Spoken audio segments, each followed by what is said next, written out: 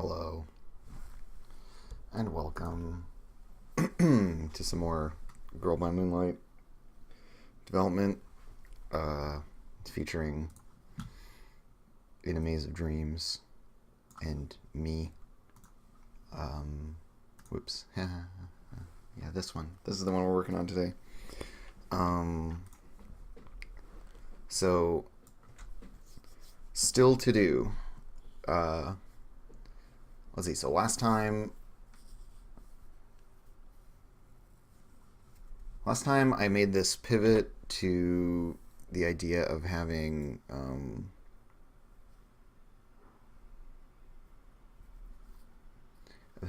like a persona style like avatar thing, but having it represented using a similar bit of tech to what we did with the engines.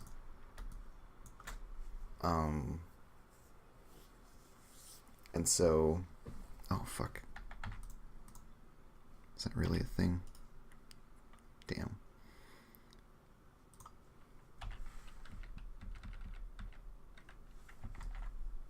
I goofed. Need to fix these.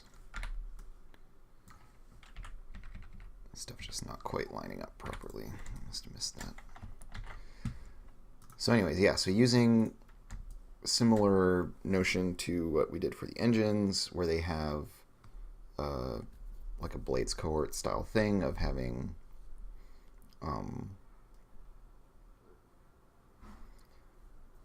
like what we're calling virtues and impulses. They have their own names. They get described.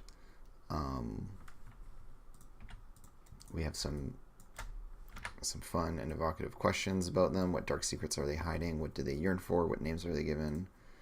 Why do you fear yours? Which are similar to the engine questions, but a little bit different. So I feel like those are always good things to ask. I like this one of asking why someone would be afraid of their own persona. So we describe it, name it, and assign it one virtue and one impulse. We're going to have a different set of things that we get when we align with our... So we're going to have when your actions align...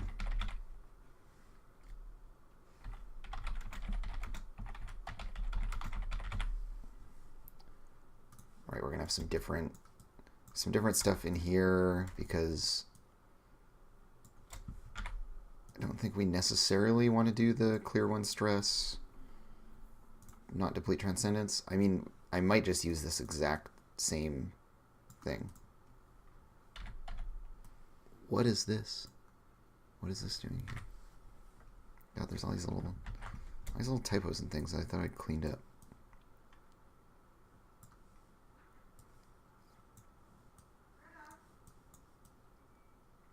Okay, well anyways, we might carry this over. This might be like a consistent thing. Might be that there be some different rewards for In a Maze of Dreams.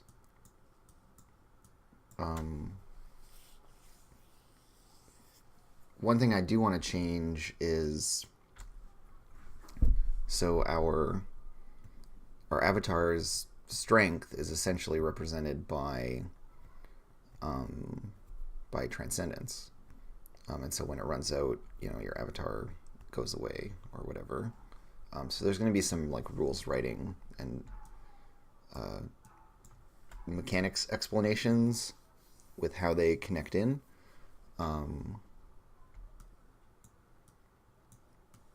But I'll get to that kind of on my own time, because watching me like just type in a Word document is pretty much the least entertaining thing I can imagine. So what's left to do? I don't need to make a place for avatars.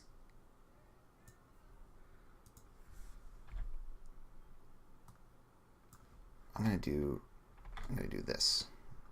Your avatar, ellipsis, A perfect expression of your identity and will. It lives inside you but has its own thoughts, emotions, and desires and is alien to you. And then we got some questions. We've done the transgressions section. We need to figure out this. This is unresolved. Roles are unresolved. I have some crew abilities that I thought of between this stream and the last stream. And we haven't done a bit on the nature of the conspiracy.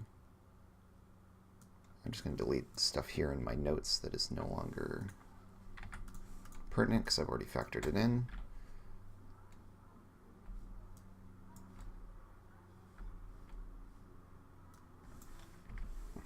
Not misappropriate someone's culture. I'm going to get rid of any reference to the dreaming. It will only be referenced as the dream with a capital D. Scary soul roommates, exactly, Axerman. I want them to be... I want any source of power to be fraught with complication and uncertainty. Because to my mind, that makes it more interesting. And like, this game is rooted in blades, right? And we have devil's bargains, essentially. We have dark bargains. And so there's so much room in the mechanics to push that idea of like, oh yeah, like you can get this extra little bit of kick from your persona, but it's going to be tainted by, and I mean ultimately this is like a PBTA thing, right? A Powered by the Apocalypse thing, where in Apocalypse World there's the MC's principle of getting their bloody fingerprints on everything. Blades inherits that and takes it and distributes it amongst all the players because anyone can suggest a dark bargain. And so we have now this means by way of like dark bargains. And I mean, in Blades, you also have trauma as kind of a way of doing this, where everyone can give voice to the darkness within the fiction and the world. And so if that's how our mechanics work, then that is how our conception of the fiction should be formed. So if I'm like, yeah, your avatar, it's great, it's your best friend, and everything's lovely about it, but then we get into gameplay and the MC is like, yeah, so I'll give you an extra die, but your avatar like tears this dude's heart out. You know, like, and you're like, this isn't what I signed up for. Why does it do that? I thought it was my friend. Whereas we want to be right out the gate being like, yo, it's this. It is both an expression of you and is horrifying and alien. And that makes dark bargains work. That also makes everything else we're trying to say with this playbook work. Right? This idea of like, and this isn't going to be explicitly written down in the final version here, but these are my notes to myself, right? Of the dream is a very personal space, but the dream is a mirror to the world, specifically a funhouse mirror. So it's like a twisted, absurd, like, it's like a mockery of the real world in a way, or it lays bare the like twistedness of the real world. And so our avatar, right, our persona kind of analog is this like super extreme version of ourselves, which is created from us, but also is this like strange reflection of us. And it's not us. And it's formed of our dreams and is not something that we have like it's like a wild horse and we're trying to ride it, but we don't really, we're not in charge of it. And so yeah, I'm trying to keep all of that really like real for the players, and make these things like have a dark side. Um, because also like our characters have a dark side, and so we can then extend like, oh yeah, so when I'm in Eclipse, what that means, right, is that maybe it's my persona taking over, my avatar taking over, and that's like what my avatar wants probably aligns with my Eclipse prompt, um, and that as I get really stressed out and desperate, it gains more and more power over me. Um,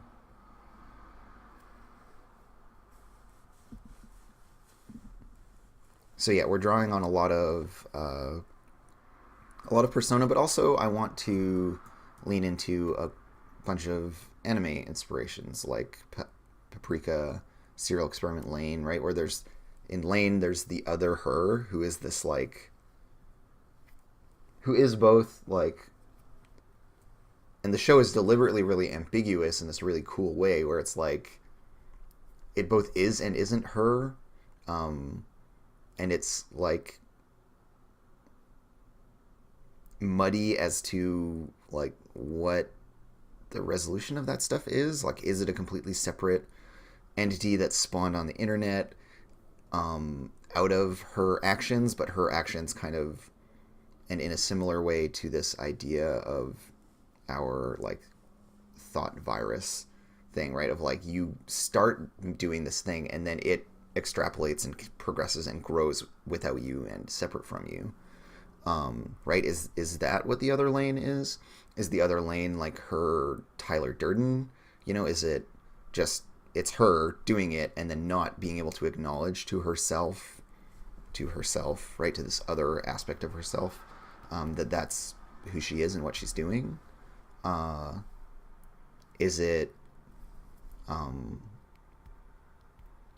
yeah, like there's all this room for interpretation with this idea, but the that it's a threat, that it's really ambiguous, that it's not clear who it is, or why it is, right? These are what make that story really interesting, and so like how can we push players to engage with that kind of content? And I think this idea of creating an avatar,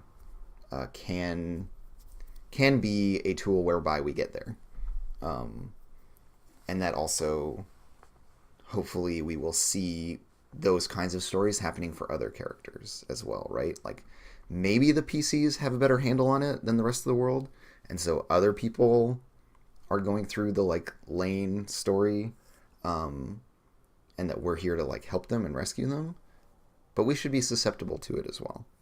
And I think the mechanics necessarily demand that we be vulnerable in certain ways and be susceptible to these things. So um, I think this can deliver on that in interesting ways. Um, I think I'm really happy with our whole impulse host vector of infection. This idea of the mundane world belongs to everyone and no one. The way that we're coloring the setting and stuff so far, I'm pretty stoked about. I like this change, right, from sacred and profane to what shapes our dreams and what we hide even from ourselves. Again, this is about that whole like Serial Experiments Lane thing, or the the Tyler Durden vibes, right, of like what are the dark things that we dream of having, and what are the good things that we deny ourselves, and maybe these two interact as well, right? So maybe we deny our dreams. um, I think that's all very interesting. So things to do today, this nature of the conspiracy thing. um,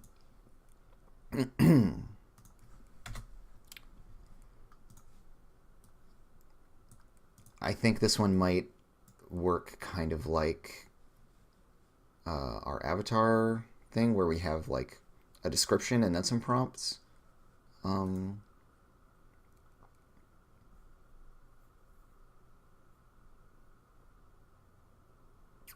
because this idea of like it is a virus, I want to explicitly lay out in a first line, and then and we have already answered this question.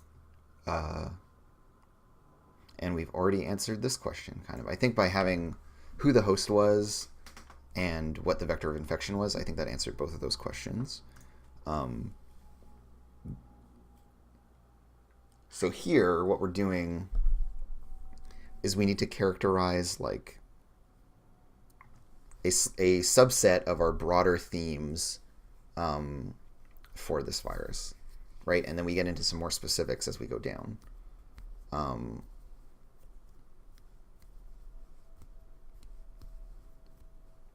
Yeah, Inaba's fog is totally where it's the like. What would we call that? I mean, it's so here. Let's go through this thought exercise because I haven't done this yet, and it's actually always really, really helpful to do it. So let's take a couple of our media touchstones, and let's go through this list and try to build them out of it, right? Because this is always good. We want to be able to check if we can make the stuff that has inspired us, for these lists. If we can then like reverse engineer, like have gone through that filter to make the list, and then come back through the filter of the list to make the thing. So let's say we're trying to make Persona 4, all right? Foggy, Inaba, the TV world. We have personas. We have like a serial killer, or is kind of our big central bullshit is around a serial killer. In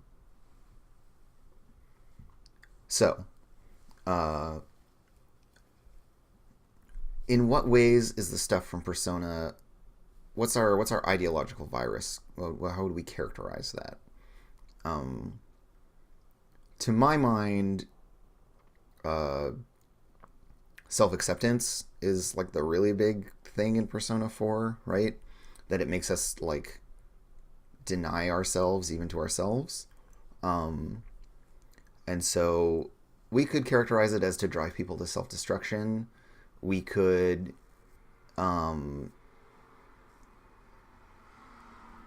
maybe it's to isolate us inside our own minds.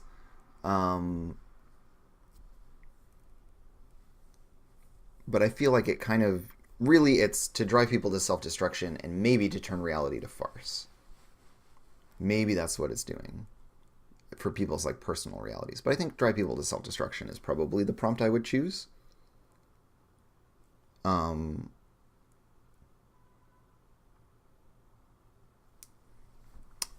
Yeah, I mean, I guess Troubadour, like I do kind of agree with you, but I want to focus on those like early stage setup details. I mean, yeah, like obviously it's any piece of media. There's room for multiple interpretations, so I'm not gonna like, yeah, like I think we're agreeing here. Anyways, I'm not saying your take is wrong because I think it's absolutely right that there is that big theme of like willful ignorance and like pushing away realities that don't align with what people want. Which, we could move into a like shatter the barrier between waking and dreaming kind of space for that kind of stuff, right? Because then I get to if I get to decide what reality is, right? Because it's my dream that I'm projecting out, then I get to push out those uncomfortable things. So we'll say to drive people to self-destruction, right? And like with any of these, they're open enough. There are always lots of ways to interpret it. Who is the host? And I think in Persona 4, it is a lone messianic figure, right? And like they aren't actually a messiah, but they view themselves that way, right? Like fucking whatever his name is, the guy who ultimately is the killer. I won't spoil the game. Views themselves as special and important, and carrying out a kind of divine purpose, right? Um, right, and whether or not this person actually represents a divinity is totally irrelevant for this prompt. So I think it totally works as is. The vector of infection. And so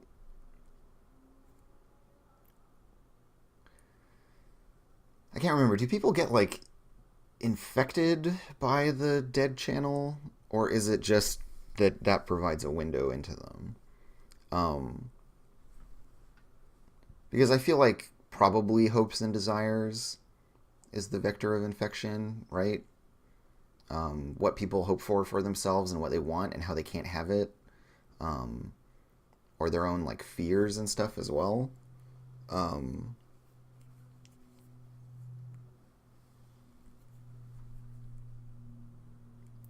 Maybe there's a room for subliminal messaging in there as well, right? The Midnight Channel interprets hopes and desires. Yeah, totally. I think hopes and desires works nicely. Um, and then for the mundane world, um, I think media saturation would be necessary. Right? We have the TV world. We have all the stuff around like what the news says and Jeunesse and all that kind of crap. Like you could just do crass consumerism and media saturation and get what you need. Um, there's kind of this idea of like a sprawling megacity, um, that is referred to, but it's not. You're not really there. You're kind of at a remove. So I would say consumerism is a big theme. We have Jeunesse. We have that all that bullshit, and then media saturation, right? That's why our shit is TVs and stuff. Although we have smog and haze, so maybe I would go media saturation and smog and haze, or like two of these three, um, or rather smog and haze and one of these two, because we gotta have the fog, right? And it's yeah, as Troubadour says, right? We presumably are from the city, but that doesn't matter in the game. And in fact, we are deliberately removed from it. And yeah, I feel like media saturation, smog, and haze is probably the closest one, but we have a couple different options that could push us there. So that's good, right, for this exercise. That I can be like, oh yeah, and this one could work too. Seems reasonable. So what shapes our dreams? Sexuality is a really big theme, right? Like kanji is all fucking conflicted. If we lump in gender with sexuality, which the game certainly does, we could put Naoto in there as well, right? That everyone is a teen means that it's a thing. I mean, most of the characters, it's about this in one way or another, right? Like, even Chie has issues because her friend is like prettier and more femme than her and stuff like that. So this one is big, generally is a theme for teen characters. And then like hatred as well, like self-loathing. Like I would go hatred sexuality, which is a delightful combination. Um, but you could also frame it as control. Um, or we could look at, I mean, like, and we can look at it through a lot of different lenses, like tradition, control are options that you could take to frame it, and this depends on your like read on the game. My upfront read would just be hatred, specifically self-loathing, and then sexuality, um, and sexuality muddied up with gender and a bunch of stuff, and like how society pushes sexuality on young people and tries to shape their ideas about it.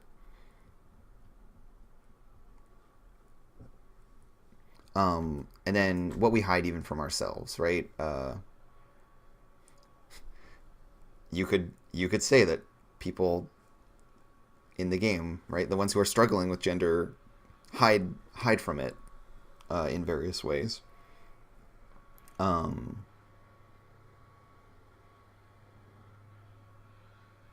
I keep importing people, but it is a specific one from one playbook. It doesn't actually belong in all of them.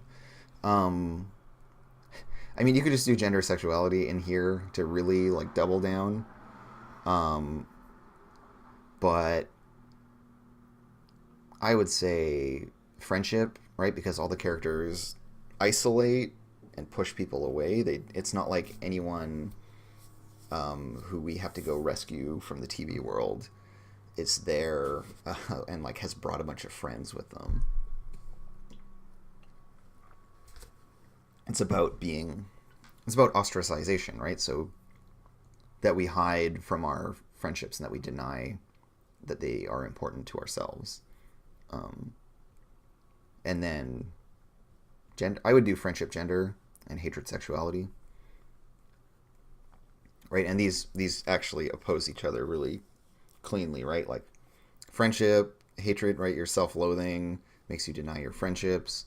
All this weirdness around sexuality puts you in conflict around gender and what all that means. Like Kanji and Naoto have this most front and center, but even Chie like struggles with her gender identity, right? Because she is not a typically feminine girl, and her friend is. I can never remember her friend's name, Yukiko. And so the Chie Yukiko thing is big about that. Fucking what's her name? The idol, right, is all about the expectations of and like sexualization of a young woman. It's all kind of messed up. That's like a big focus of the game. So cool. That feels pretty good so far that we can do all that stuff.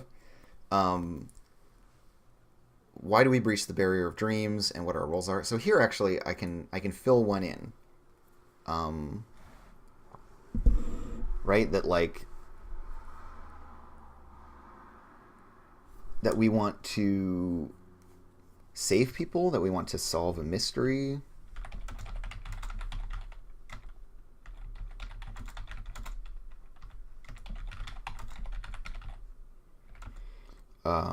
That we like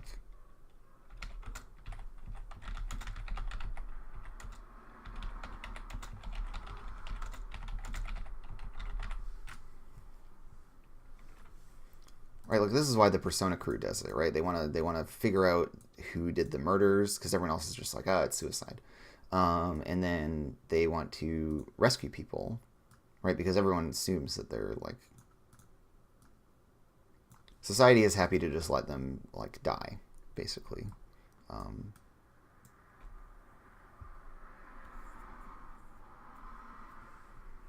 You're right, Risei, Japanese idol culture, that whole arc. Yeah, I feel like we've nailed our prompts so far, right? And this has helped inform them. Like, yeah, why do the Persona crew go into the dream?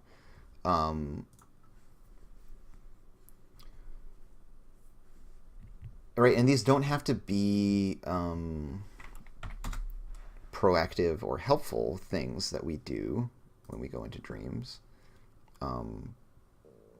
There's room for it to be like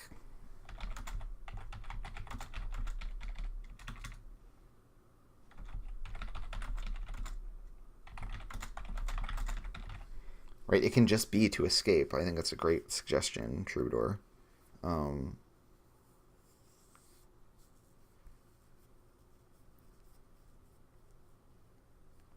Right, like maybe we just want to do something different, but then our sanctuary, right, of the dream where we can be free of all this crap. Yeah, and so to see the truth of the waking world. Yeah, these are all good things. Right, but to continue with our exercise, to solve mysteries that others ignore, or to rescue friends whom society has forsaken, both legit answers. Roles we're going to skip for now. The waking world.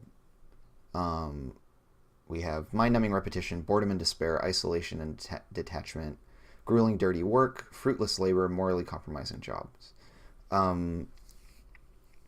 So what is the waking world like for the characters? And it's just like a lame, it's like boring but also oppressive. I would say boredom and despair line up best, right? Because like everyone's bored with school, and then people are put into the TV world and like feel despair. It's definitely like a core kind of emotional note. And then, yeah, mind-numbing repetition or isolation and detachment for Persona 5 or for P4. Yeah, you think? I can see the repetition, right? Like every day at school is kind of the same. Um, and that you only really get to be alive or yourself when you go into the TV world. Um, and so then, yeah, how does the world see us if it notices us at all? It sees us um, as like regular happy kids going about normal lives, if it even deems to notice us at all, which mostly it doesn't.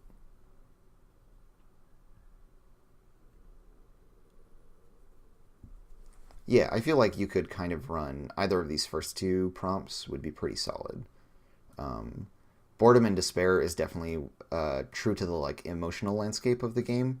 Mind-numbing repetition, we feel this as a couple of y'all are saying, like this is kind of more at like a player level that the repeated elements in the game are meant to kind of hammer home this idea, but also the setting like formally is a series of repeated, like patterns, right? The weeks that we go through when we get our day off and all that crap.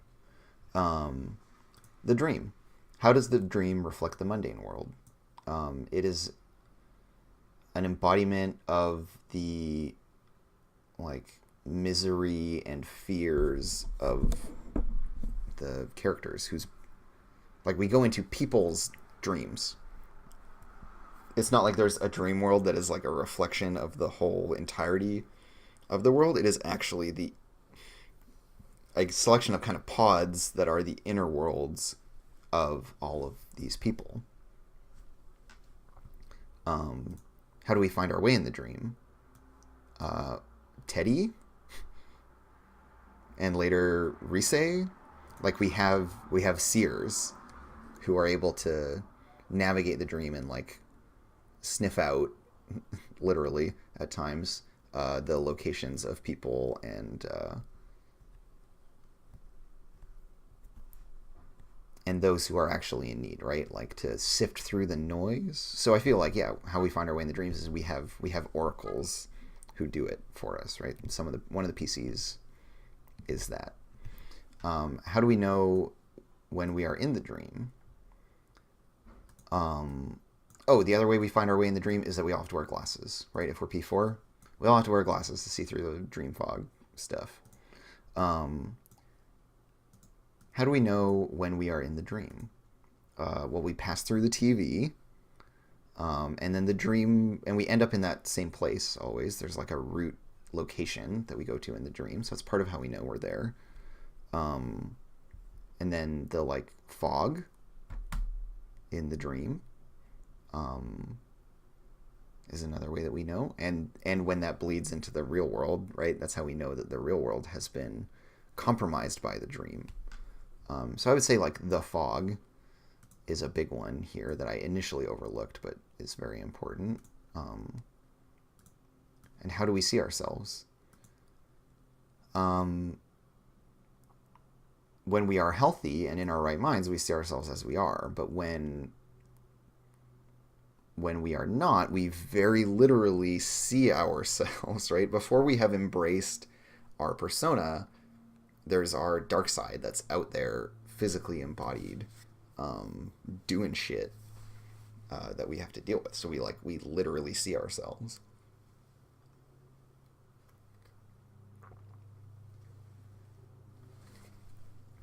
And then our avatars. Perfect expression of our identity and will. It lives inside you, but it has its own thoughts, emotions, and desires, and is alien to you. All in all, sounds correct. What dark secrets are they hiding? What do they yearn for? What names are they given? So the names they are given, right, is like gods and mythical creatures. What do they yearn for? Acceptance, right? If we want to talk about like, let's not do the main character for now because he has a very different relationship with this whole kind of framework, right? Because he's weird. But for the other PCs, right, for like Kanji, Yukiko, Naoto, etc., right, like their avatars, their personas crave acceptance. And then why do people fear theirs? Because it's parts of themselves that they have difficulty accepting, right? Because it is their complete self, and they are young and haven't grown into it yet, and so it is this like strange and upsetting other who represents, you know, what they could become, their own potential that they're afraid of, right? It's a coming of age story. So that is why they fear theirs. We know what names they're given. We know what they yearn for now. What dark secrets are they hiding? I feel like if I had seen the playthrough more recently, I would be able to answer this. There's some bullshit that they're hiding. I mean, this is where we could get into Yukun and his whole deal, and like the Velvet Room and all that shit, right? Like, there's all the extra content crap about like the nature of everything in the game. That's where you would answer this prompt. I can't remember it all very well. I'm a little fuzzy on that aspect, but that's a thing. And then our transgressions. What uncomfortable truths have we embraced? I would say, in this case, right, it's that these kids who are dying, or these people who are dying, it's not suicide, it's murder. That's clearly an uncomfortable truth because it defies the kind of main narrative of the like news media and everything else in the society, right? No one wants to accept that in the game, and that there is this other world, right? And also kind of our own shit, right? We've like embraced our personas, all that kind of crap, right? That's difficult. Most people don't do that. And if we were playing that game as a game of Girl by Moonlight, if we were doing Persona 4, we wouldn't start at the beginning of Persona 4. We would start like after the first act where we've gathered up the characters, right? So we would have already embraced our personas, blah, blah, blah, blah, blah. How do we defy the dream's form and order? We like see through the fog. We embrace our personas and use them to fight things. We go into other people's, you know, minds, right? Their other dreams. We try to overcome hatred, right? And turn people away from that. And we oppose these kind of like mass instituted ideas of sexuality. What would happen if anyone found out? They would think that we were full of shit. They would, you know, like we see this happens in Persona 4, that like people can't accept it, they don't believe it, etc., etc.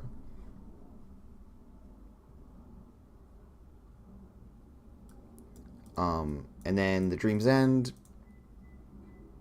I'm not sure what to write in here. I want to go back to roles, because I think roles are a fun one. Roles and why we go breach the barrier of dreams, I think, are ones that I can work on today and feel good about.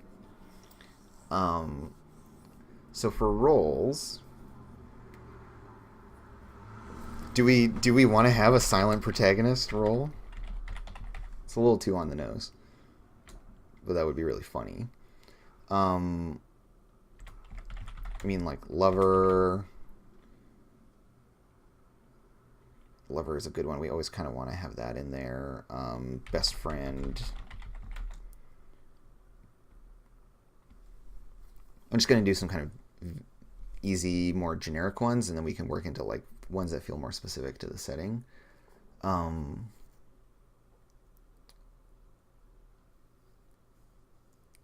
Yeah, like someone who's like a near victim,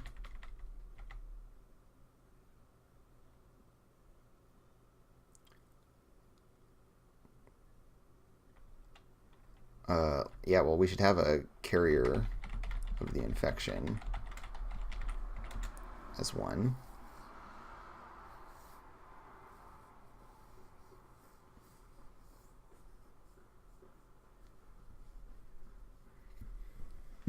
And yeah, like someone who had been infected but got over it. I don't know what like a clear and concise way to express that would be.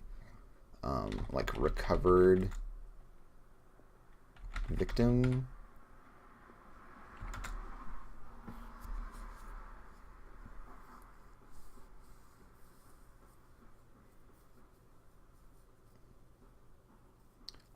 I want to have one of these labels be like someone who is struggling with accepting the dream. Oh, well, we should also have like disillusioned something. Disillusioned X. How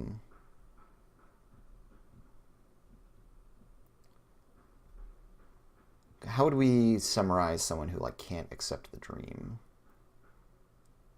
Right, because we want like a kanji or a Naoto or whatever, right? Someone who has this like unresolved thing. Oh, disillusioned. Whoops. They have been dissolved. Disillusioned. I'm sorry, Troubadour. I know that you're an editor and that it pains you to watch me type. Yeah, like a skeptic of the dream.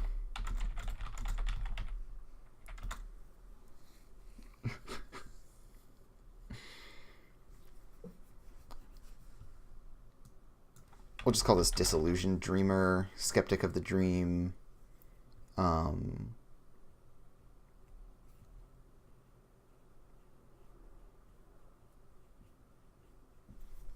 What are some other like connective ones that we could put in here, right? We've got lover, best friend. How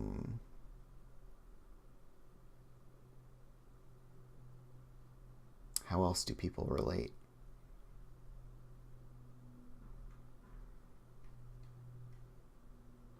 Colleague.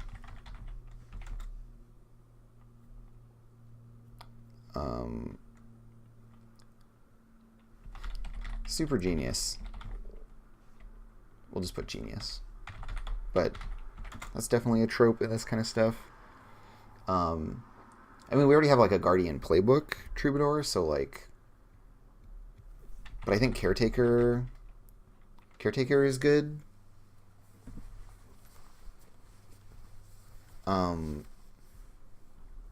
Right, like someone who is like a parent figure within the fiction, not just within the mechanics, which is what being like the Guardian or the Fusion pushes you into. And we want these to map to the playbooks, but then also to be fun ways to like invert. So like my role is caretaker, but I have chosen the outsider playbook, and like the person I most need to take care of is my rival. Right, is a way that you could play it. So there's lots of neat bending of the kind of expectations. But yeah, I like caretaker a lot. Right, like genius I think covers this idea of like Naoto, right? Naoto is a genius. Again, if we were to map people to this, caretaker would be like Dojima if he were, or you know, Dojima's the cop, right? Your uncle. He would be like a caretaker figure.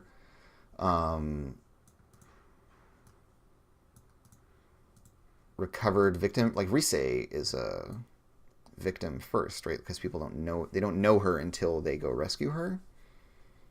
Is that correct? Because she's not in their year.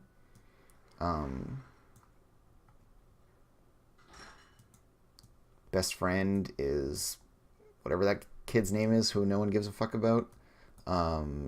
Chie and Yukiko are both lovers, obviously, in my headcanon.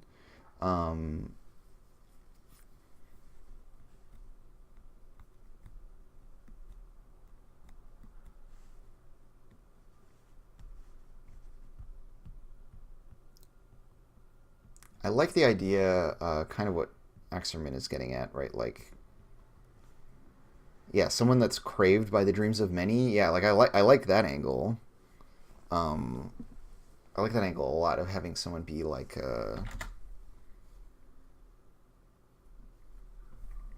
object of desire is a cool role to have in this setting, right? That like, and that could mean that you're the like the hot one of the group, right? You're the like the character where it's a thing that you're the like attractive one. But also that because it's about dreams, right? That you're the like type of person that other people dream of. Um,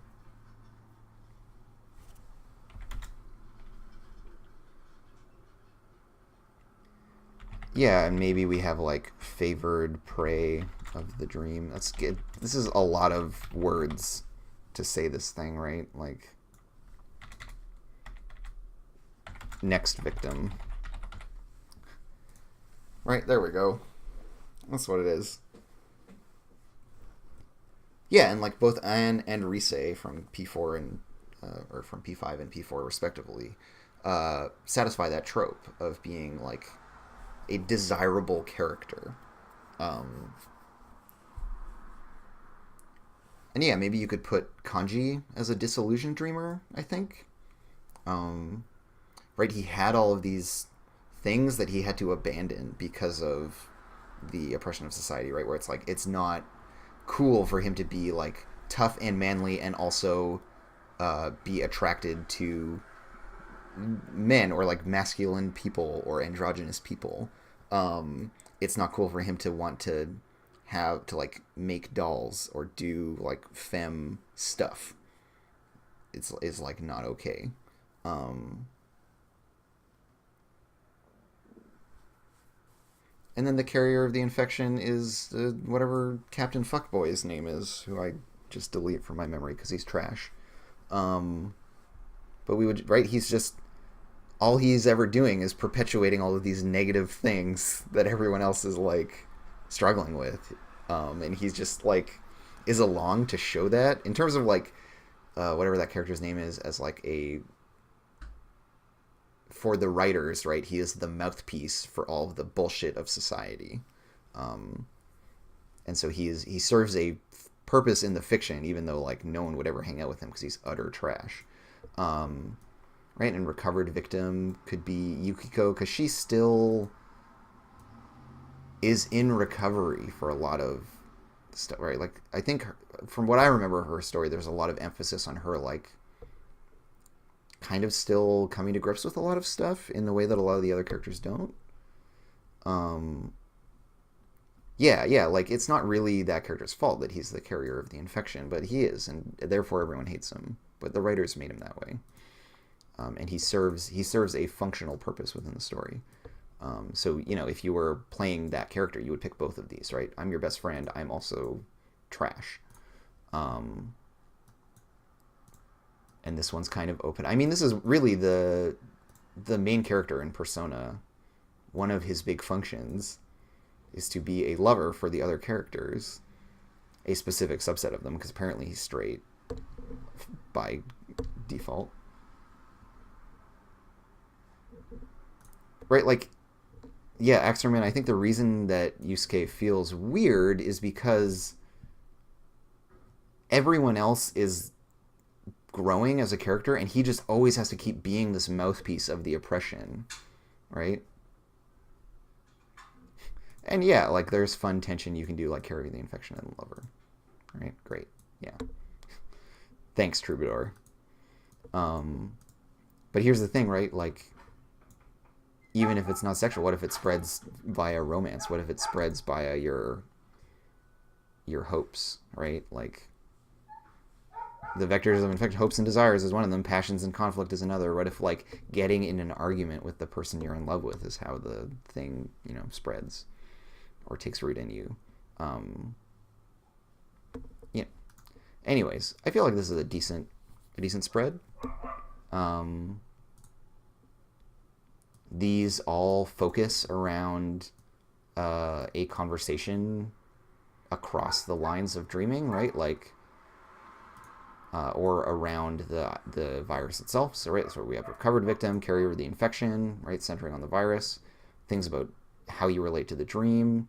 Some that are a bit more generic, like colleague, lover, best friend, genius, caretaker. Object of desire, though, ties into dream, and next victim ties into the infection again. I wish those dogs would shut up. There's some loud ass dogs next door.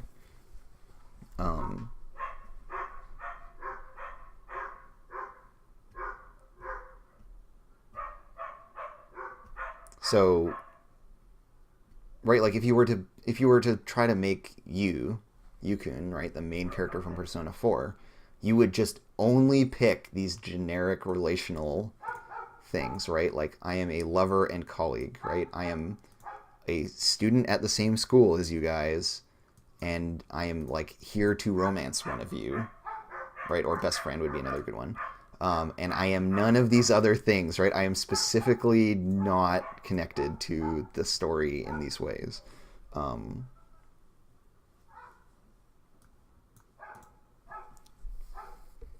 Oh, and one that we need to have is like Oracle of the Dream.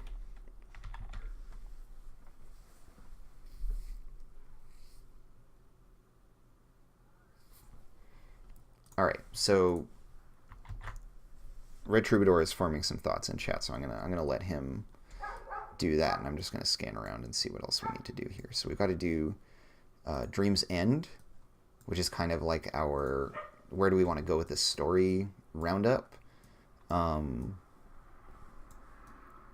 we need to do the nature of the conspiracy.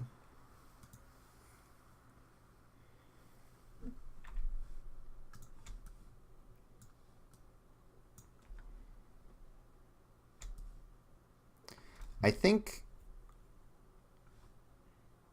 I need to add a line here like I have with the mundane world, where I'm like, the mundane world belongs to everyone and no one.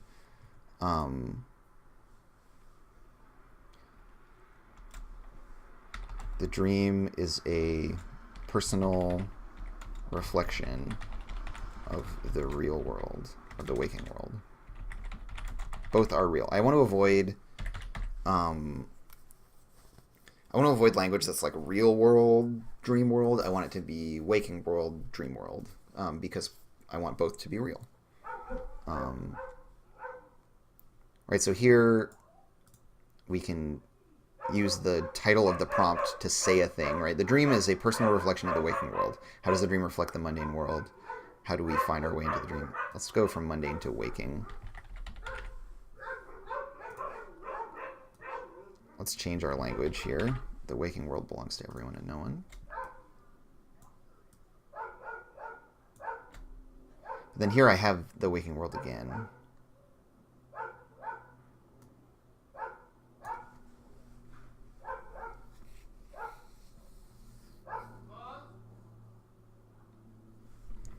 And this is like how we pass our days, because at night we dream, right?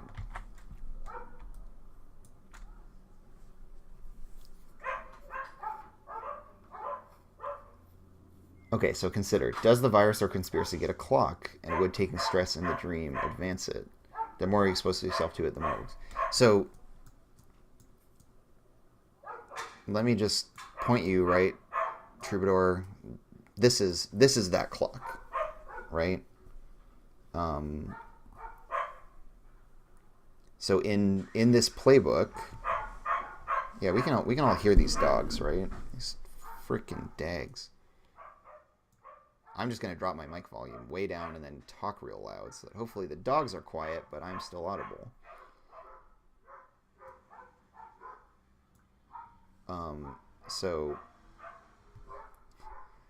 So whereas in the other, okay, I think I can actually put my volume back up. Okay, so whereas the other playbooks, right, the darkness that hunts us is pretty literal. It's like, yeah, there's like a collection of dark creatures or people or whatever, and that they like literally come find us. Whereas I think this we're actually going to recharacterize. Investigation still totally fits, but darkness that hunts us um, is going to be like the how the infection is progressing, right? Like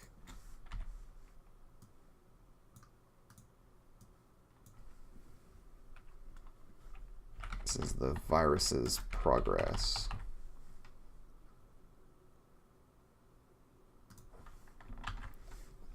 And that once it caps out, that's when a member of the crew gets, becomes afflicted by it, and we have to deal with that, right? So that's how it attacks us. And so we'll have a special case. So when that fills, we pick one member of the crew, and our next mission is like in their head, and maybe they can come along at some penalty or whatever. Like we'll work something out.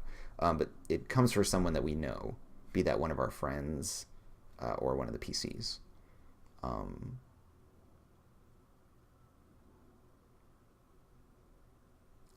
And so maybe the victim can come along but can't transcend, and we have this like weirdly framed mission that's about saving them.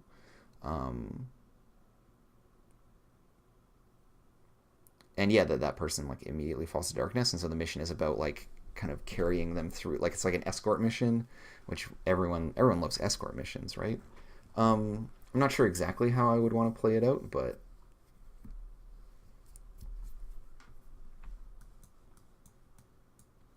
and I mean, here's ultimately the question, right? Like, which we will leave deliberately unanswered.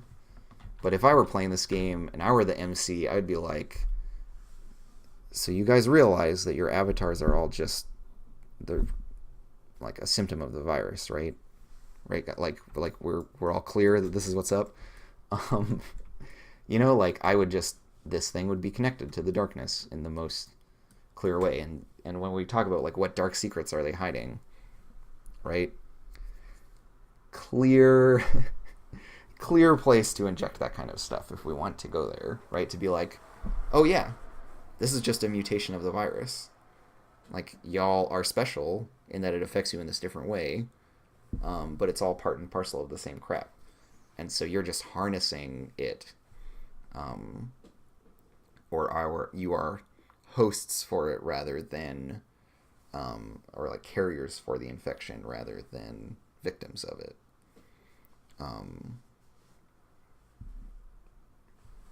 And so then, yes, in this hypothetical game of me, the MC, being a cruel, torturous jerk, as I always am, that then, when the darkness like comes for you, it's that gestation becomes manifest, right? And we enter the next stage, and we have to deal with that. And maybe we dial back after we fix things. And right, we want to provide lots of avenues for reincorporation and encourage the players to do that, because that's how you generate the kind of like in-joke that is your fiction, right?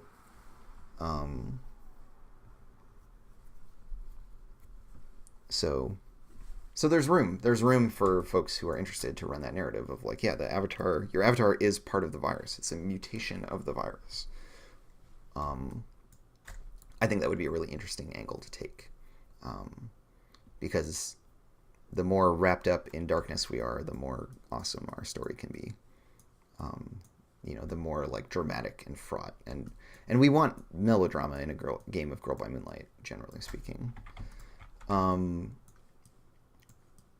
that's really good. We got 2 of these filled out. We did a bunch of talking. We confirmed a bunch of work. This bit here is tricky.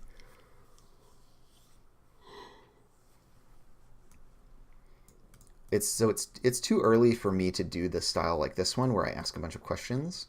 You'll note that these spots where I ask questions are pretty late in the process. You want to push lists to the front, right? Because a blank page is the worst. Is the worst possible thing to have if you're trying to get someone to be creative, especially someone who isn't a like full-time creative person. That's not their whole life. Also, when we're trying to get consensus, a blank page is terrible because everyone is going to scatter immediately, right? Because all of our brains work differently. We're all going to go in different directions. The prompts are here to bring people into a collectively formed space, right, where we start with getting our players to agree on things, and then we move into bits where, right, we're still agreeing on things, and then when we hit rolls, we get some divergence. Each player gets to make a statement about where they fit into the stuff that we have collectively made. Right, everyone. This is where everyone gets to make their individual voices come up. We're not operating as a consensus in a collective. We are operating as individuals here. We do a little bit more harmonizing, and then as soon as we're asking questions, we're still working on consensus. This is the only one where we're individuals, right? Is our roles, but here now we're saying we have a foundation. Let's interrogate it, right? So any question actually refers back to everything else that we've said before. And it might have us strike out in a new direction, but ultimately the questions are about doubling down typically on stuff we already have, where it's interesting, and then finding gaps and injecting new content where it's needed. If the group is playing this like is really like dialed and doing all the right stuff. That's how I would envision this playing out. And so then here we hit a bunch of questions that are very open about the dream, but driven by a more specific statement, right? I don't just say the dream and then ask questions. I'm like, the dream is this. Tell me more about it. And you'll see that I did this in On a Sea of Stars as well, right? We have the engines are semi-sentient combat mechs, each unique from the others. They have identities, memories, and emotions of their own. And then I ask you some questions, and then I feed you some mechanics. Right, that we save questions for when we have already constrained the space. Yeah, Exorman, if you want that, but like also keep in mind that like your table needs to come up with these decisions together, and also that my word is not gospel on how to play my game. I just made the rules. You get to interpret them. That's the whole beauty of games.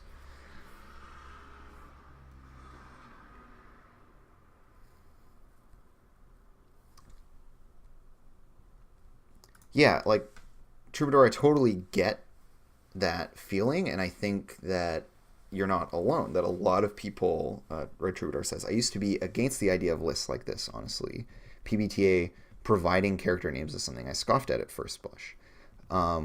Somehow, for shaping narrative, it feels better. I get it, right? Like, it's a very different approach than what was traditionally available, and is about giving. It's centering the game designer, recentering the game designer, and giving them a more explicit voice in the like fiction or whatever that we're making here, right? Because like I, Andrew, get to say stuff about your game if you are playing Girl by Moonlight in a really explicit way, right? This is me doing that. Like I have chosen a prompt for you essentially. But I mean, I've created this list of prompts that are a constrained space for you to play in, and I have goals for what I want to make you play. And also, like, my game is specific in a way that, like, D&D is really open-ended and non-specific.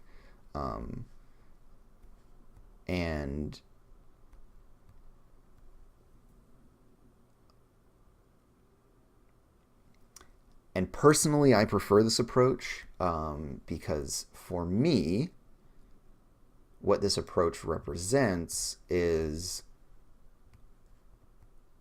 the game having focus and the game like legitimately being about something in a way that like it's really hard to say what D&D is about, or if you are being accurate in your description of what D&D is about, it is an inherently broad, vague thing.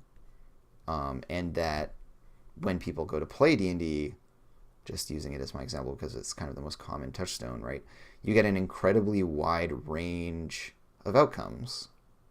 And so its authors don't get to say a lot. It's also an immense amount of work for the dungeon master, and like there's all of these. There's a very different relationship with like what work is done up front and what isn't, and blah blah blah blah blah. Suffice it to say, I'm designing this game this way because I prefer this kind of thing.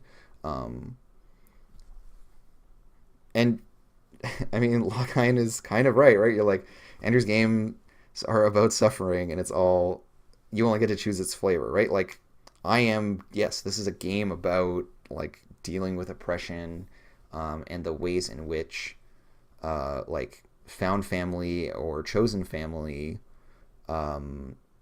gives people the strength to continue to struggle, but that the struggles are not necessarily overcome ever. Right? Like if I had to describe my game, that's kind of how I would characterize it. And so most outcomes for most players are going to be like that because that's how I've designed it to be.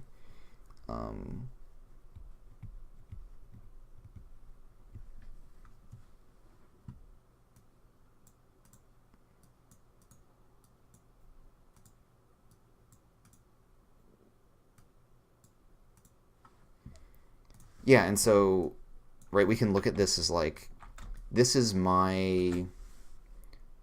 There was this nice little chat with Vincent that I had on Twitter recently, about how the basic moves inject, and I kind of made a somewhat clumsy choice of words in being like genre, but really it's like they inform you as to what the setting is, and then the fact that all of the basic moves in Apocalypse World are established compromises, right, has a lot to say about the nature of the game. Like, it pushes it to be a post-apocalyptic game because you don't just get your way. Everything is fraught and muddied, and like generally when two people want something, neither of them get it. Or if you want something specific, you get something that isn't it. And that makes the game feel like a post-apocalypse. And so if you were to make a PBTA game that was about something else and you didn't fundamentally change it to have less compromise, you might kind of be missing the point.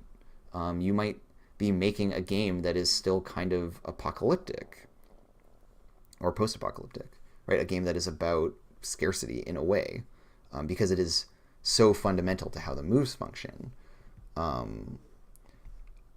All of this to say, where that conversation ended up going was like, yeah, how do we push our game's identity through these mechanics and through these pieces of it, and how Apocalypse World is like Vincent's way of talking about the post-apocalypse and that kind of fiction.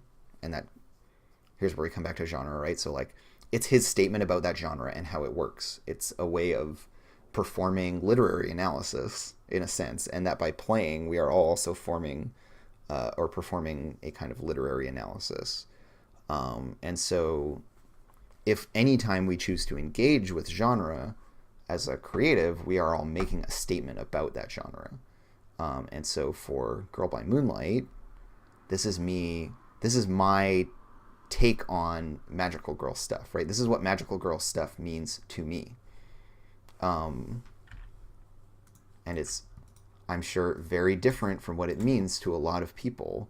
But for me, as a like, queer, like non-binary trans person, this is what I get out of this genre. And I need to nudge stuff up because we're running out of space. And so this is what I had to say about it, and it's a lot about my own experience with these themes, right? Of like I still share a lot of themes with the original stuff, right? Like femininity is still big, but it's my take on femininity as someone who was raised as a boy, and then later was like, this isn't really me. Um, and the like really fraught relationship I have with more fem stuff, where I both like want it, but also have been brought up to kind of hate it or not think of it as being something that I'm meant to have, and like blah blah blah blah blah. Like there's some like dark and personal shit in there, um, and so right, like this is my opportunity to make that statement, which means that it's not going to be the same magical girl game that someone else might make, who doesn't have those same hangups that I do, or who has different things to say about the genre, who wants to maybe make a more optimistic one. Um, in its own really dark and messed up way, my game is still kind of hopeful. I won't say optimistic, but it's hopeful, right? Um, there is all of this dark shit, but that we're still able to like carve out a little piece of solace for the characters, right? Um, and so, yeah, that's why the game is so fucking dark. Also because like I just like things that are dark. Like there's a confluence of like my personal taste along with like statements that I want to make like artistically. Um, so there's a bunch of factors, right? But now I'm gonna actually read some of this stuff in chat. I've gone on a rant in order to give you all some space to like talk. So Axerman is trying to do a SMT magical person thing. I don't know what SMT the acronym refers to, so you'll have to explain that for me. Like there's the expanse, realm of subconscious, demons, angels, gods, and it's leaking over into the human world, and the characters are people with devices to summon and communicate with demons, confuse with them to give them power to face the threats, also dealing the oppression of society on their backs. Um,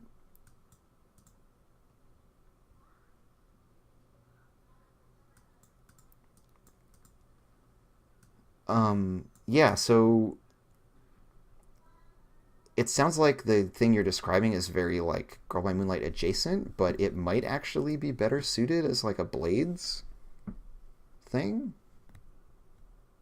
Might actually just want to play Blades or do something that's closer to Blades for that, because it sounds like trauma might have a place in what you're describing. It sounds like um, the way that like ghosts and demons and possession and all that shit works as well, and like the technological element of it and a focus on those the moving parts of that stuff might actually suit better. um I'm hearing less about the like, right, if you were like, yeah, it's a world of angels and demons where everyone has to like lean on each other to find success, then I'd be like, cool, yeah, maybe Girl by Moonlight can do that for you. But where you're like, we have to make deals with these like alien things, um, then now I'm thinking Blades, right? I'm thinking like Whispers binding demons and capturing ghosts and stuff like that. So I think, yeah, it feels a bit more Bladesy, and like maybe you're playing something akin to like a cult or some blend of like core blades with the vigilante blades stuff that folks have been hacking up. Um,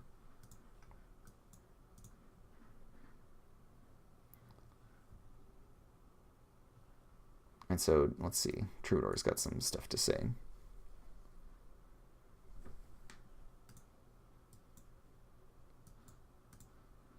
Yeah, yeah. So like you're saying, right? Like a basic move with a cost of who dies as a result states implicitly like that lots of people die, um, and it tells us what resource is being pressured, right? It's not my agency that's getting pressured. It's like the count of people I have that are alive. Um, oh, Shin Megami Tensei, Persona's parent series. Okay, cool. Yeah. Yeah. Axerman. I feel like it doesn't directly line up with Girl by Moonlight based on what you're describing, but that it's it doesn't quite line up with Blades either. There's like it it belongs within the Blades space in the same way that Girl by Moonlight is a Blades hack. However, Curl by Moonlight doesn't quite do what you need to do. Blades doesn't quite do what you need to do, maybe. Um, which is why, yeah, and so you're saying it's not about like criminals or climbing one's way up. Yeah, it's kind of more about um, like, yeah, vigilantes, which is,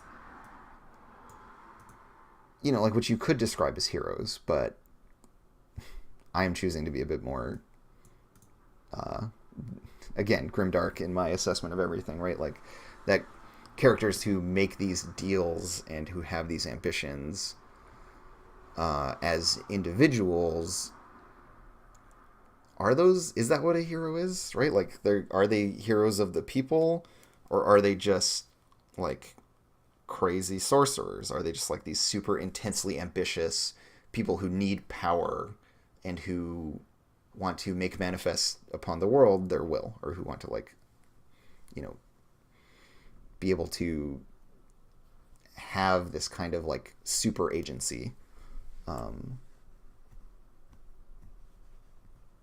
So yeah, those are my feelings about it, and I mean like, I think being in the Blade space is the right place to be, and that it might be a matter of finding the right hack or bending and twisting some of the existing stuff to fit. But I think like overall you're in the right area. Um,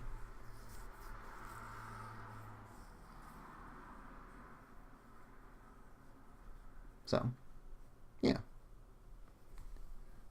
those are some thoughts and feelings I have, and like being able to like pick the right game for a story that you're interested in, and then also like find other people and get them to buy in, and like that's a whole process. That's like, if you can get that all sorted out, you're like 80% of the way there to getting exactly what you want. Um,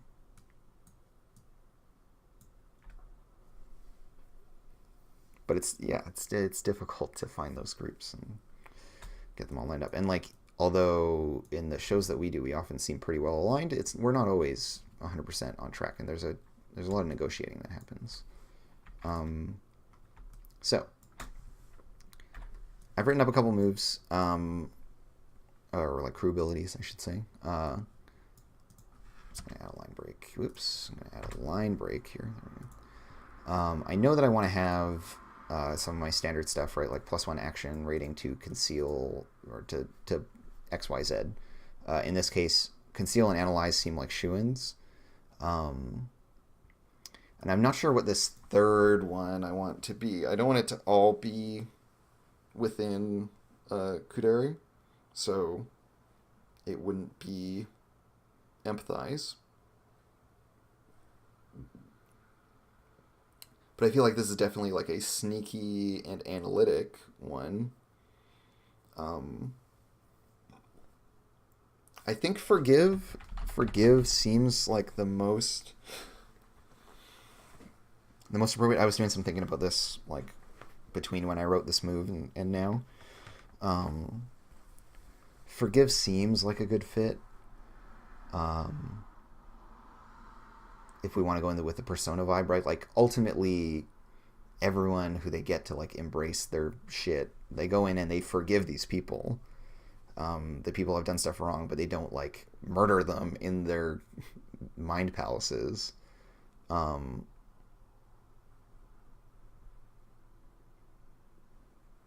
and like,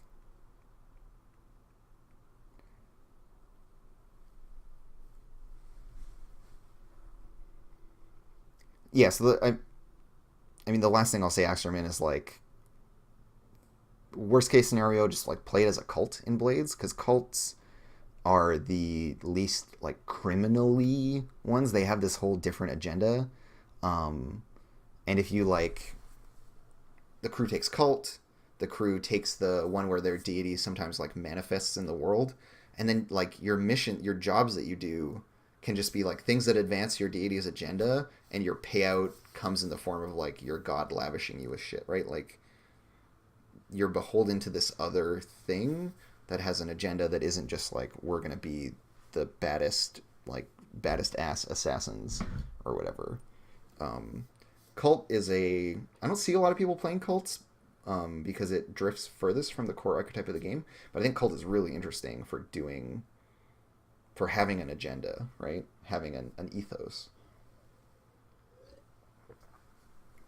And maybe your god is like the angel of vengeance in this kind of angels and demons and fighting setting. And so then to do things that the angel of vengeance wants, you have to go like enact its vengeance upon people and stuff like that. Anywho, but yeah, this conceal and analyze I'm super confident with. Red Trooper says embody, or is the point here that your avatar is doing your embodying for you? Yeah, like embody feels good as well. Maybe we do embody instead of analyze. Because I mean, like the Enigma is pretty like pitch perfect for this series playbook, and the Enigma's big things are conceal and body, and that's like another lens I can look at these things through, right? Like which playbooks am I doubling down with?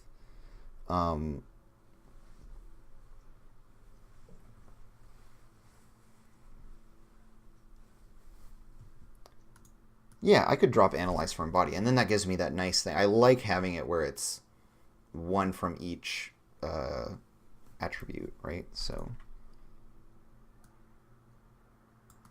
let's move conceal to the end of the list and then do embody here.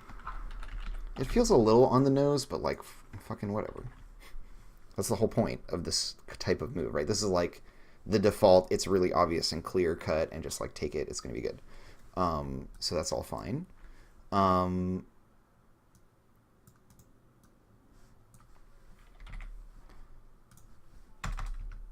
then I want to have one that's right. Like there's kind of like a standard template of moves that we want to do, right? So there's one that's gain +1 die when rolling. When rolling. So then which resist is the one that we emphasize, right? So on a Sea of Stars, right, we have +1 die when rolling Tsundere, gain +1 die when rolling Temple Friend Recover. Let me just bring up the other two crew playbooks, right? Because here we have Tormented Heroes, +1 die when rolling Kudere, and when you take harm, recover starts equal to the level of the harm. And in Starlit Kingdom, +1 die when rolling Moe, +1 die when rolling Social Link.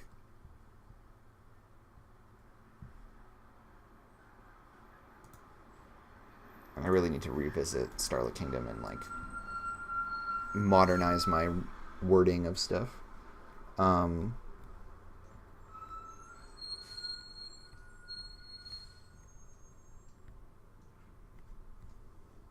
Yeah, so like which one is the most sensible here?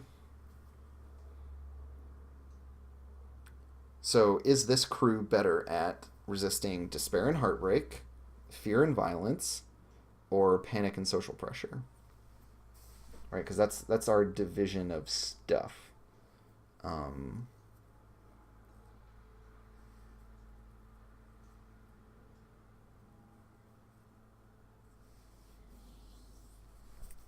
And so for this one, I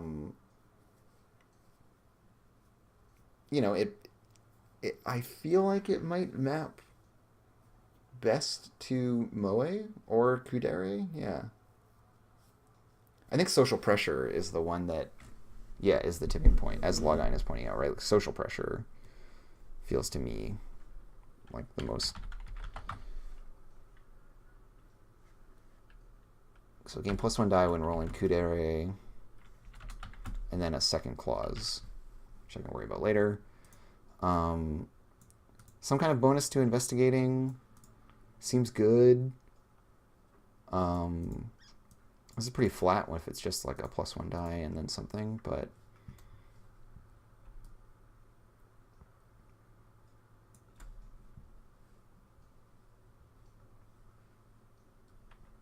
I really like my crew abilities for on a Sea of Stars. Like, Red Baroness is really fun. High Alert is cool. This is like a neat little interaction. So as the darkness track fills up more, we get more downtime actions, which feels nice as like a balancing kind of move to give players an edge. And then this one is great. When the crew's mission protects someone or something important, gain +1 die in the engagement roll. When no innocents are harmed during the course of the mission, mark crew XP. Right, encouraging people to not let folks get hurt. In this one, we might... Right, so Starlit Kingdom has a similar one. All crew members clear when stressed when starting a cleanse person or location, or reclaim object of power missions, and then mark crew XP on successful completion of those missions. So I would love to have a similar move. A truck is reversing outside. Hold on.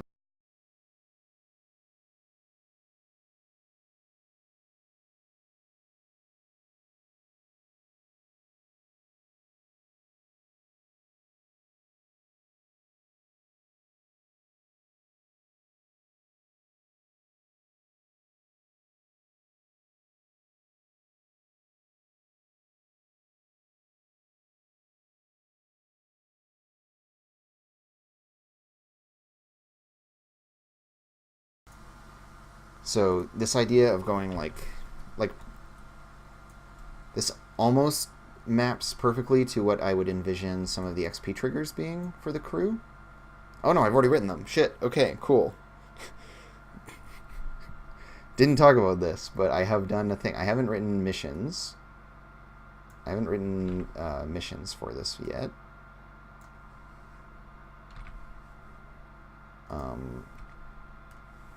So we've got very important blanks to fill in here with what missions are available. However, I have written crew XP triggers. So carry out a mission from the crew's list, delve deeper into the labyrinth of the mystery and give solace to dreamers, explore the nature of the darkness and reveal the truth behind the veil of lies. So the ideas are about like actually fucking try to do mystery stuff, help people who are dreaming, try to figure out truths, see how dark the dark is. These kind of feel a little bit samey though. I might end up needing to rework them.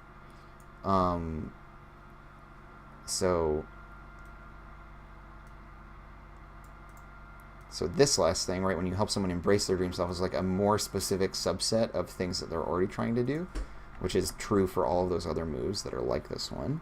And then, yeah, the engagement buff for certain types of missions.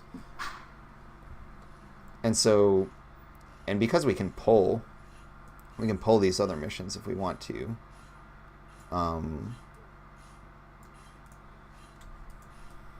We can pull these other moves relating to missions, right? We can have this idea of like when you hunt a creature of darkness, when I take this move for In a Maze of Dreams, it is no longer this hunt a creature of darkness. It is just a like thing that is true in the fiction.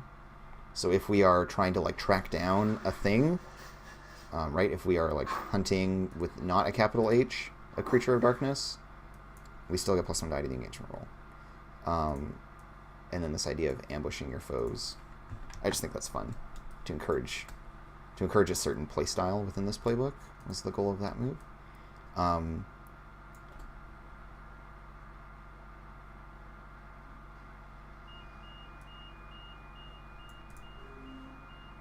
When starting a mission to cleanse a person or location or reclaim an object of power. So here, I can rephrase this one so it fits this idea. So this, again, if I take it in A Maze of Dreams, it is no longer explicitly about specific missions, but instead is if my mission involves cleansing a person or a location, so if we're going into someone's dream to like chase away the monsters that have been plaguing them, as part of like how we're going, because we need to interrogate them or whatever, then yeah, this would still qualify. We would clear 1 stress. Or if we needed to like find evidence, an object of power evidence could count as this, for example.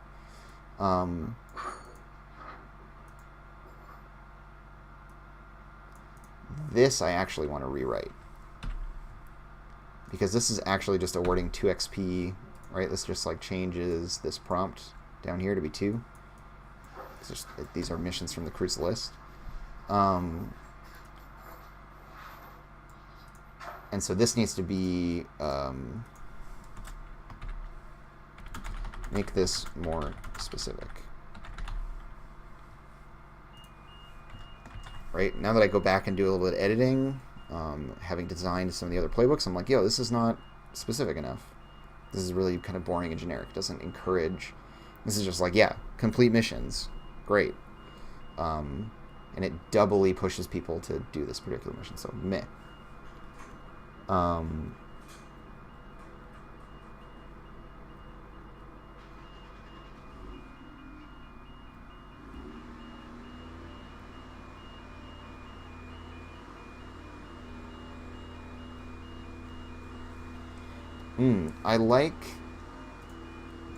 I like your suggestion, Logine, of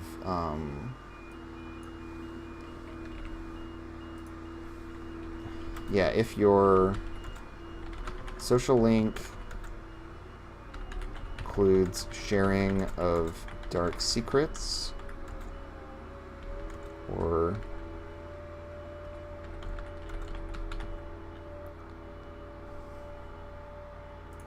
sharing of your dark secrets or inner pains, blah, some bonus.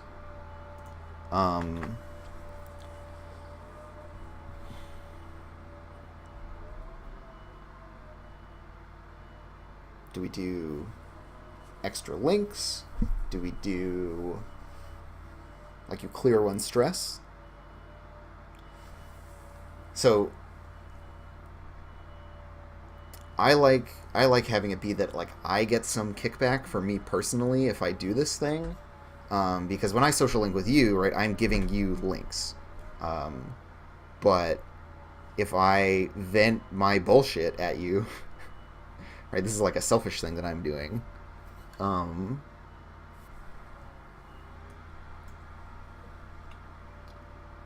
Yeah, clear 2 stress. And your friend marks 1 stress.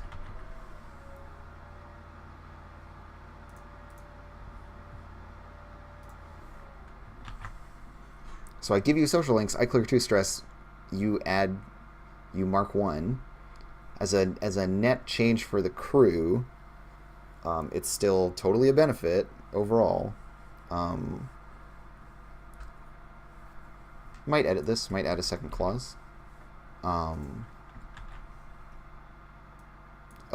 I know what the second clause is. They ask you 1 question from their gather info list.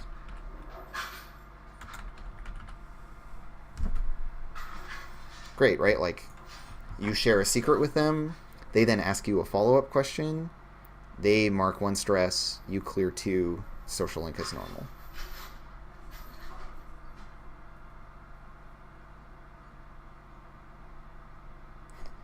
Right, yeah, because then like you're giving them more nightmare fuel, but it's helping you. It's a great relief for you, and that is a additional payout for the fact that they have to eat a stress. They get to ask you a question, right? We get to at least have some interesting stuff from that, and that ultimately all of this serves to. This just makes social links more about getting to know each other. So this advances both things that are good mechanically for the players, things that are good for the fiction at large, and things that push the kind of core tenets of the series playbook itself. I like that a lot. I really like this move. This move also carries really nicely into the other playbooks, to the other series playbooks. So yeah, that was a great suggestion, Logan. Thank you. All right, it's 1 o'clock, which is roughly when I need to stop streaming because we are going to be doing D&D on twitch.tv/D&D. We're on the official D&D channel. So that is in an hour. I need to take some time and get ready. And then I'll be playing as Little Fox, my Furbolg barbarian, who just really likes to talk to animals and is probably going to crush something's skull with a giant hammer today, which I'm really looking forward to. Thank you all for coming along and for having nice contributions and helping me wander aimlessly through designing this game. Yeah, this was a very productive little session. As always, you can find me here, twitch.tv/actualfactual. You can follow me. You can subscribe. You can support me on Patreon. All of that will go to help making it so that I can eat and have a roof and internet so that I can continue doing all of these shows and making my game and all this kind of crap. You can follow me on Twitter @ComedianCrow and see when I'm actually doing all those things. But yeah, if you're interested, watch the D&D thing. It's in an hour. I'm probably going to do another one of those talks with John at some point soon, but the two of us are just both kind of overwhelmed and busy at the moment, so it's been difficult to plan and organize things. I'm going to be attending Big Bad Con and TwitchCon in October, which I'm really excited about. So I've got a bunch of stuff happening in October, but then by the end of October, things will quiet down, and I'm going to double down on actually getting all this stuff done. I really want to have the final series playbook, completed before the end of the year, which I'm confident I can do, and then just drill into testing. Starting a playtest with Ash McCallan and her crew of Australian gamer folks this Saturday. It's going to be our episode 0. It's at 5 p.m. Pacific because it's involves Australian people, so it's kind of a weird time slot for me, but you can come check that out. It's going to be on twitch.tv/Acegiak, ACEGIAK. I am very much looking forward to that. I'm not sure what series playbook we're going to play, but I actually get to play my game, which has been always immensely helpful. And then I have a couple other shows still percolating, things that I might be doing additionally in the future. Still doing stuff on Mondays with Distracted Elf. Still doing Burning Wheel on Thursdays. D&D now on Fridays. And now this GBM series on Saturdays. I'm going to try to carry that on for a while. I think we're probably going to run at least 10 episodes for that. It's going to be at least one full season, however long that takes. And certainly I will be lobbying for a longer form run of the game because I haven't gotten to do that yet, so it would be really helpful for me. We'll see if I can get them excited enough to keep going. Take care, everyone. Those of you who watch D&D, I'll see you later. Otherwise, if you're interested specifically in Girl by Moonlight, check me out Saturday night, 5 p.m. Pacific, on twitch.tv/Acegiak. I will be hosting her as well. So, yeah, take care, everyone.